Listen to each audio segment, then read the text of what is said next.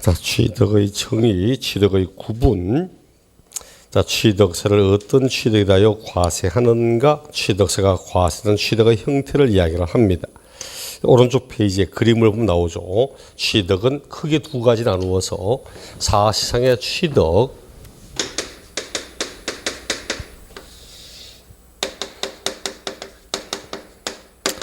사시상 취득에는 첫째는 이거입니다.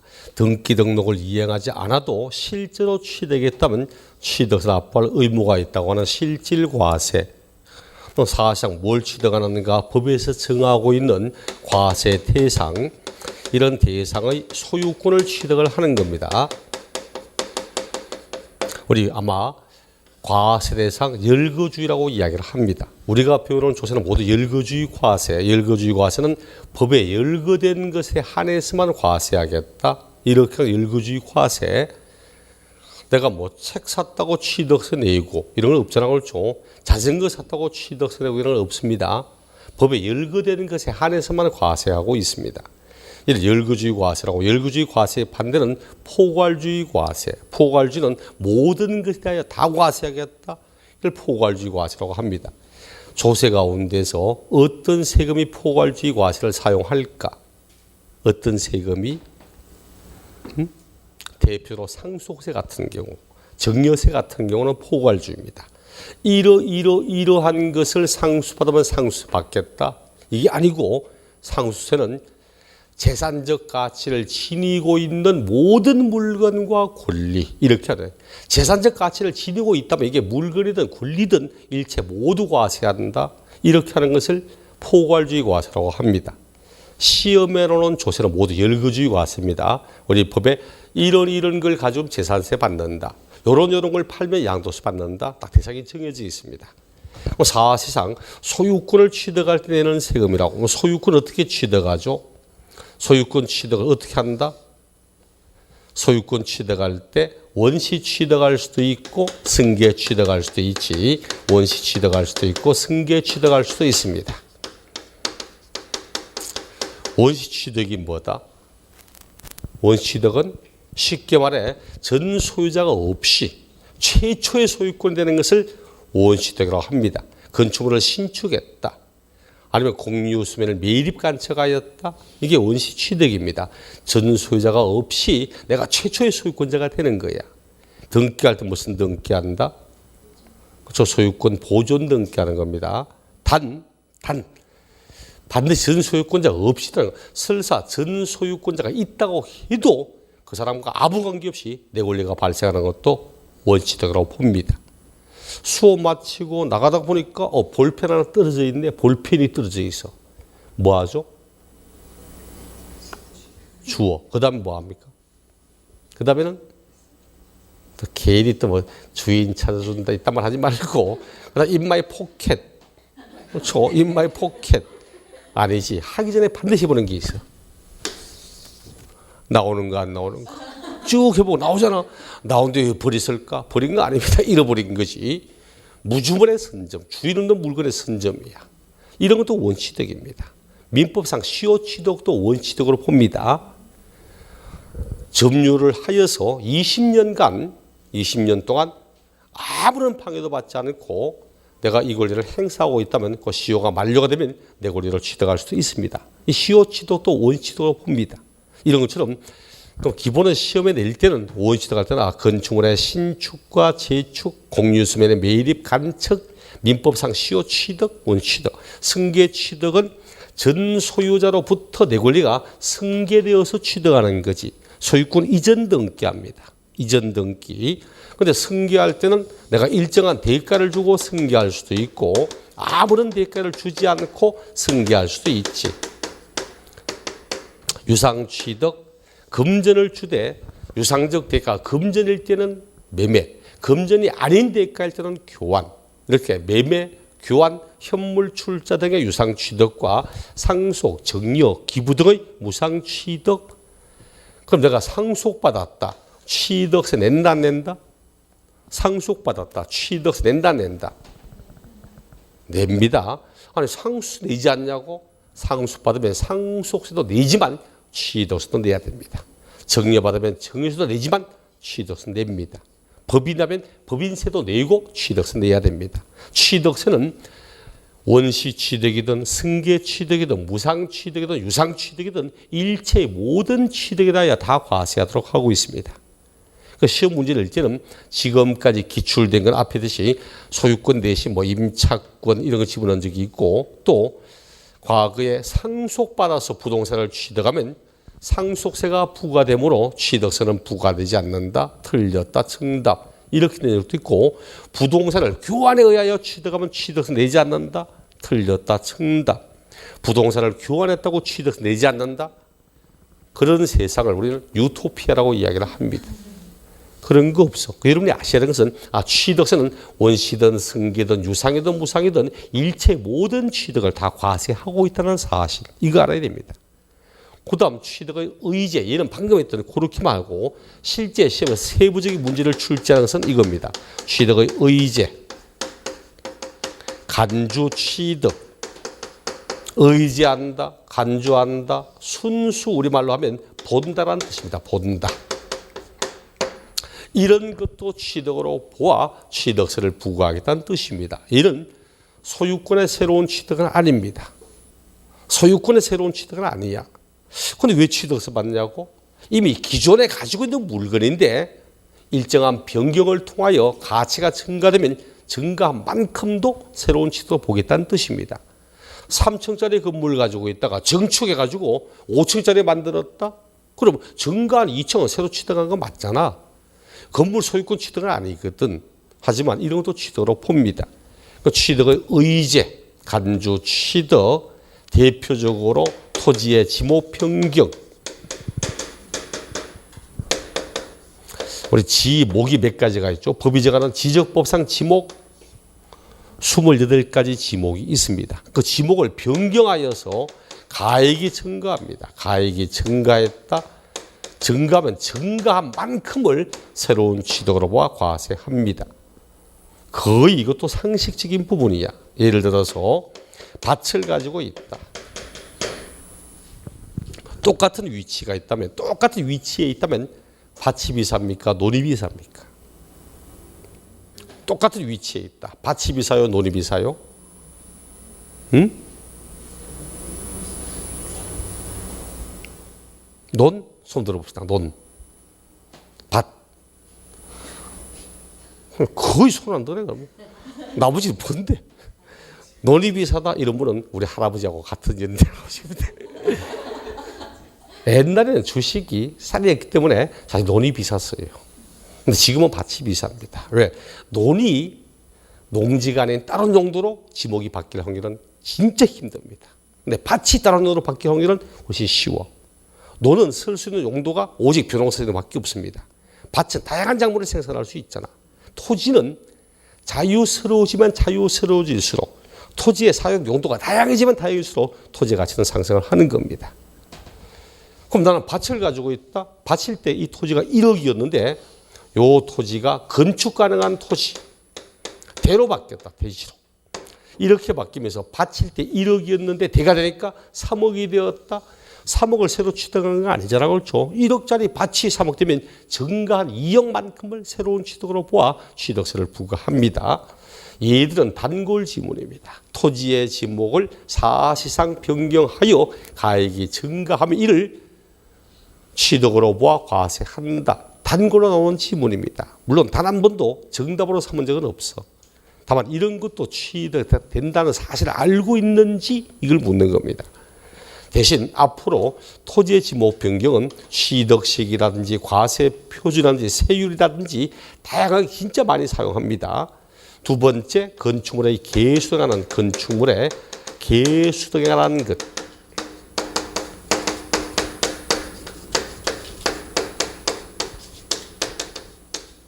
등을 통하여 가액이 증가되었다. 개수는 건축법상 대수선을 한다든지 아니면 일정한 시설물을 설치하여서 가치를 증가시킨다든지 이런 것들을 개수라고 합니다. 증축도 개수의 일종입니다. 그렇다면 엘리베이터 없는 건물에 엘리베이터 설치했다. 건물의 가치가 증가되잖아요. 그렇죠? 그럼 증가만큼을 새로운 취득으로 보아 취득세를 부과합니다. 하지만 실제 한 문제로 내거나 할 확률이 제일 많은 놈은 그다음 과점 주주의 주식 취득입니다.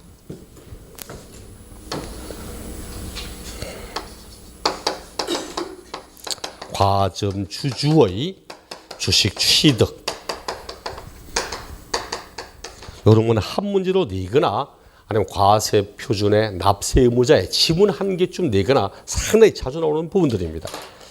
시험으로 친다면 3번이 제일 확률상 높은 거고 그 다음에 1번 토지의 지목 변경 이런 정도입니다. 건축물 가지고 시험 문제 내는 경우는 굉장히 희박합니다. 요거는 거의 쓸 데가 잘 없어. 가끔 어쩌다가 지문을 하나 내는 정도고 여러분이 취득세를 하든 재산세를 하든 양도소득 하든 대부분의 시험 문제는 토지를 내거나 주택을 내지 건축물을 가지고 문제 삼는 경우는 거의 없습니다. 어쨌든 과점 주주의 주식 취득 이거 봐요. 과점 주주는 50% 초과하는 지분을 가진 자를 과점 주주라고 이야기를 합니다. 50%를 초과하여서 있는 주주 이를 과점 주주. 그럼 과점 주주는 나 혼자 50% 초과? 이건 아닙니다. 주주 한 사람과 그의 특수관계 있는 사람의 집을 합쳐서 50% 초과하면 됩니다. 그럼 내가 45% 가지고 있고 애들 엄마가 6% 가지고 있다. 합쳐서 51%다. 그럼 과점 주주 맞습니다. 이렇게 과점 주주인 자가 주식을 취득했다. 어떤 의미일까? 50% 초과한다는 의미가 뭔 뜻일까? 50% 초과한다는 의미, 실질 경영권을 내가 장악하고 있다는 이야기입니다. 주주총회를 통해서 어떻게 합시다. 우리 법인이 가지고 있는 부동산을 처분합시다.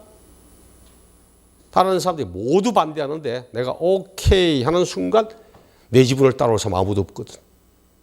내만 찬성하면 가능한 거야. 이런 것처럼 실질 부동산 자체는 아니지만 이 부동산을 소유권의 실질 권리를 행사할 수 있는 나란 뜻입니다. 그런데 이미 소유권을 가진 상태 주식을 취득했다. 한강에 물 한 바가지 더 퍼붓는 밖에 의미밖에 없어. 그러니까 여러분 시험 치다가 과점 주주인자가 주식을 취득하고 하면 그냥 증가한 만큼을 새롭게 취득했다면 됩니다.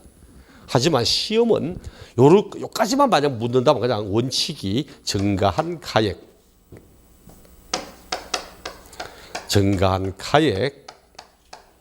여기다가 곱하기 세율 가면 돼. 하지만 실제 과점 주주는 이놈을 묻는 게 아니고 뭘 묻는가? 주식을 취득하여서 과점주가 되는 이 과정을 묻습니다. 주식을 취득하여서 과점주가 되는 이 과정을 물어. 과점 주주인자가 주식을 취득한 이 과정을 묻는 게 아니고 그럼 언제 주식을 취득하죠? 주식을 언제 취득할까? 첫째, 법인을 설립할 때 주식을 취득하여 과점주가 될 수가 있고 두 번째는 설립할 때는 과점주 아니었던 사람이었는데 그 이후에 주식을 취득하여 과점주 될 수도 있고 셋째, 과점주인 사람인데 팔아가지고 과점주가 아닌 사람이 되었다가 다시 주식을 취득하여 재차될 수도 있고 이 세 가지를 가지고 문제를 출제를 하는 겁니다. 과점주에 관한 내용들 우리 교재는 거기에 사실상 원시 취득, 승계 취득, 간주 취득 쭉 설명하는 거라서 의미는 그냥 읽어보시면 됩니다. 실제 이 법의 설명들을 다 시험 내는 게 아니기 때문에 방금 한 것처럼 위에 거는 취득세는 원시든 승계든 유상이든 무상이든 모든 취득을 다 과세한다는 것과 이런 의미만 알면 돼.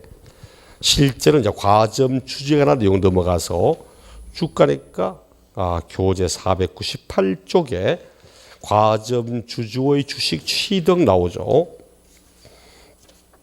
여기서는 좀 그렇고 501쪽 과점 주주의 납세 의무 요런부터 보면 됩니다.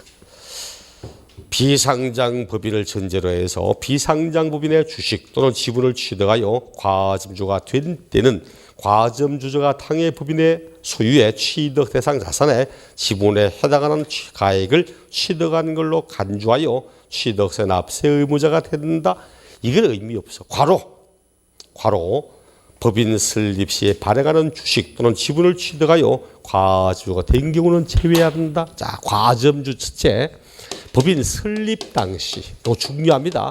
완전 단골 지분이야. 법인 설립 당시에 주식이나 지분을 취득하여 주식 또는 지분을 취득하여 과점주가 되었다. 취득하여 과점주주가 된 경우,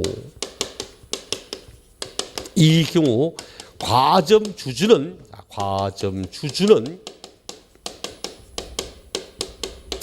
해당 법인의 부동산 등을 해당 법인의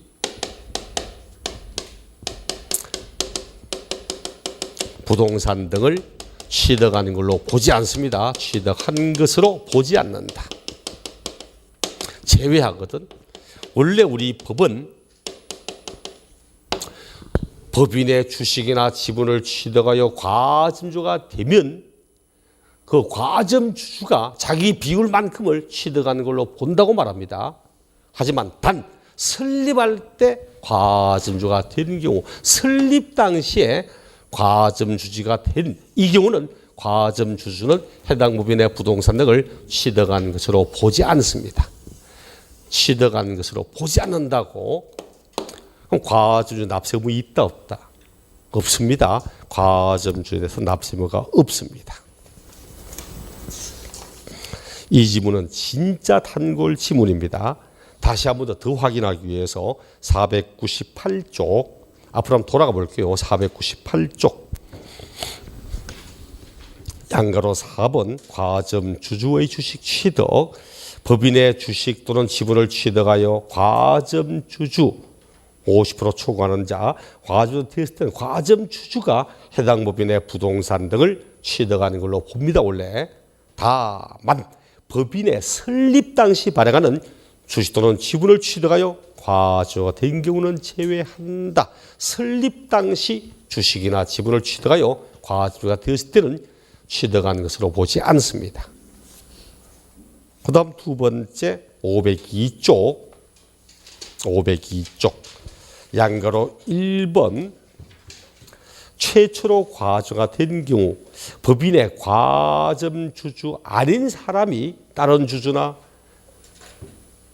또는 유한책임사원의 주식 또는 지분을 취득하거나 증자 등으로 최초로 과주가 된 때는 최초로 과주된 날 현재 해당 과점주주가 소유하는 법인의 주식 등을 모두 취득한 걸로 보아 취득세 납부할 의무가 있다. 자, 과점주 분명히 아니었습니다. 2번 과점주 아닌 거야. 과점주 아닌 자인데 요번에 매입하거나 증자하거나 이런 등으로 인하여 최초로 과점주가 되었습니다.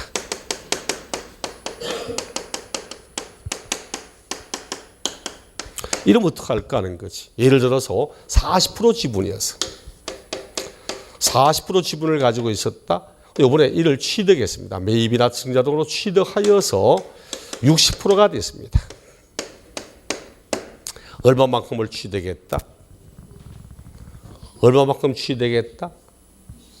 일단 우리 법은 과점주 아닌 주주가 매입이나 증자 등으로 최초로 과점주가 되면 과점주 된 날 현재 자기 지분 모두를 다 새롭게 취득한 걸로 보아 취득세 납부할 의무가 있다고 이야기를 합니다.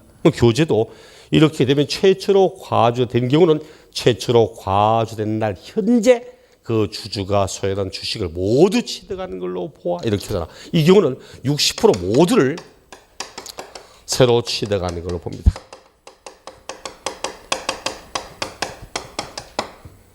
요 전체다요 취득세 납부할 의무가 있습니다. 그럼 이 법인이 가지고 있는 취득세 물건 있죠? 부동산, 준부동산, 기타 권리. 이 법인이 가지고 있는 취득세 대상 물건이 딱 100억 원을 취다. 그럼 이 사람은 60억에 대한 취득세를 낼 의무가 있다는 뜻입니다.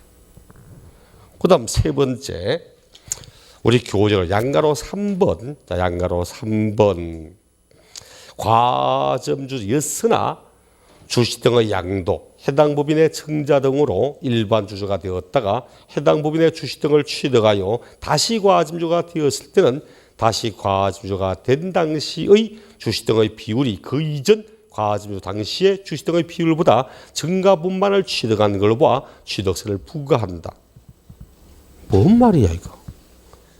뭔 말이죠? 분명히 조선 말인데. 세 번째, 이래 적으면 참 쉬워. 과점 주주 맞습니다. 과점 주주 인자인데 이번에는 양도하여서 과점 주주 아닌자가 되었습니다. 일반 주주가 된 거야.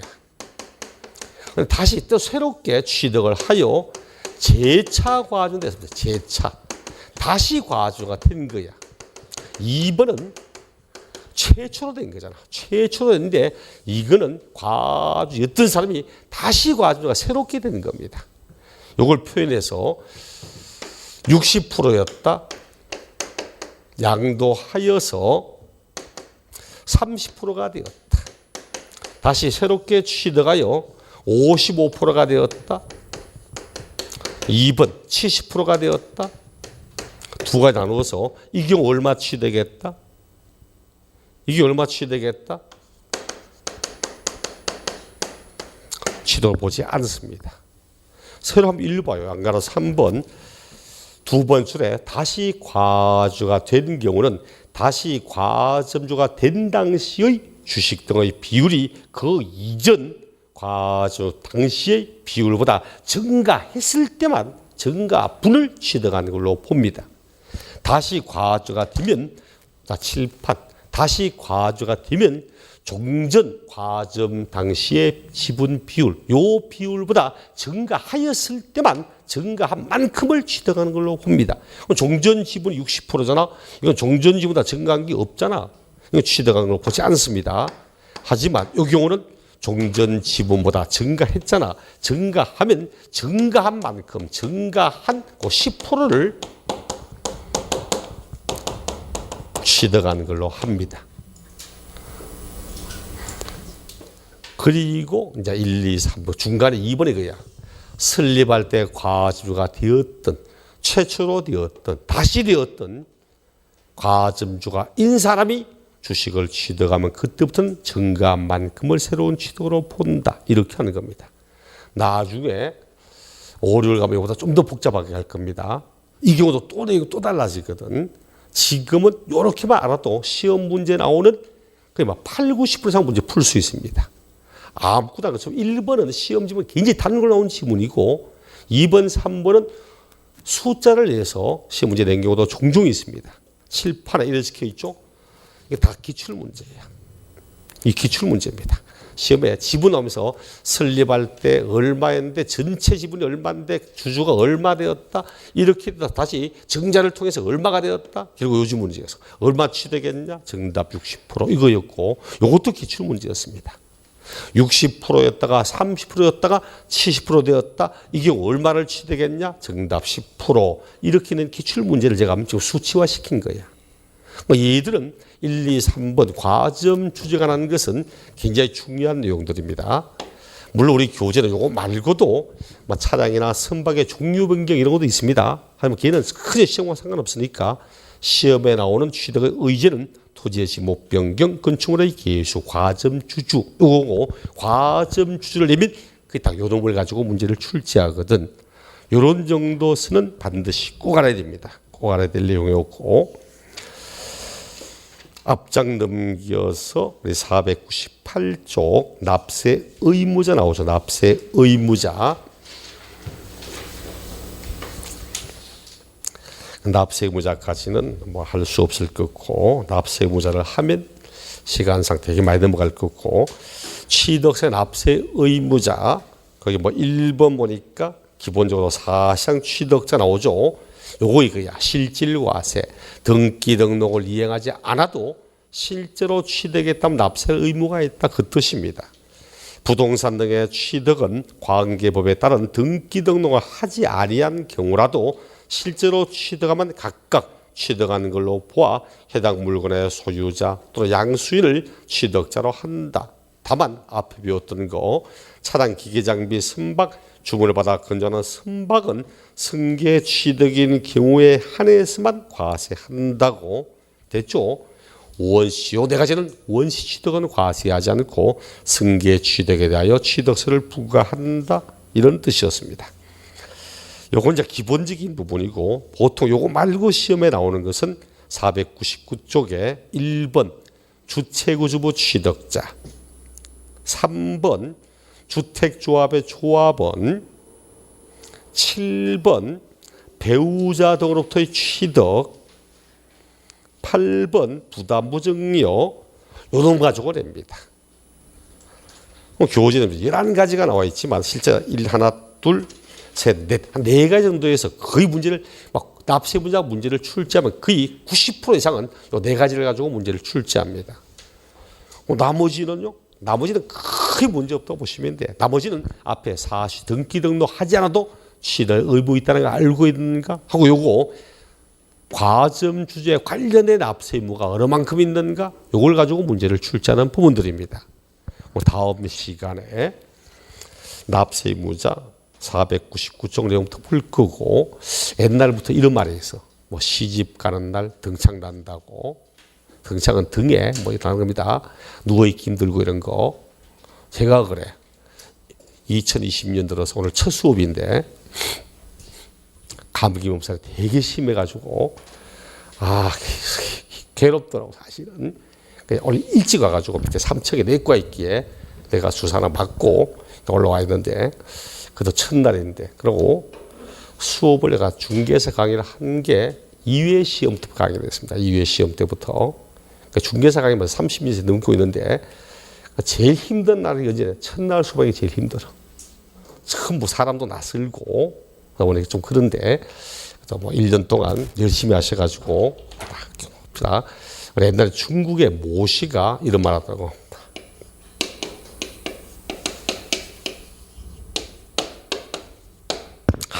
학문은 같답니다. 뭐하고 같는가? 학문은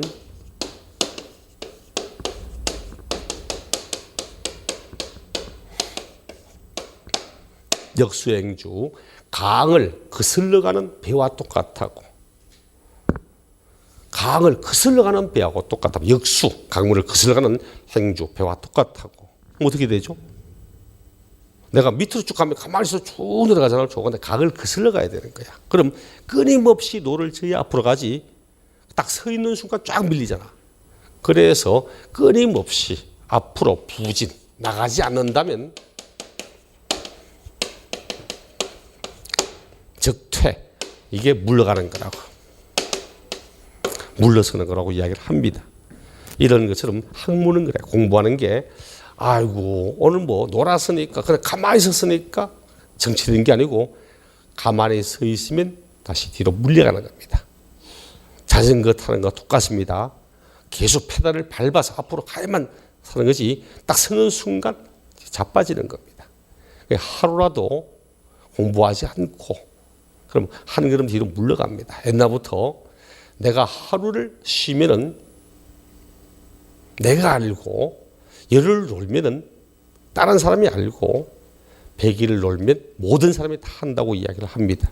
그래서 가급적이면 조금씩이라도 매일매일 공부 좀 하시도록 오늘 공부했던 거 오늘 배웠던 거 내용은 되게 많아 보이지만 아마 한두 시간만 하면 오늘 배웠던 거 대충 정리를 할 수 있습니다. 반드시 꼭 내용 보시도록 하고 다음 주는 제가 오늘 배웠던 거 제가 프린트물 해서 나눠 드릴 거니까 핵심 요약 딱 정리해서 나눠 드리니까 그놈들을 딱 채워두었다가 하나하나 내용 좀 보시도록 하고 모두 탈락 없이 끝까지 가서 다 같이 합격했으면 좋겠습니다. 수고하셨습니다.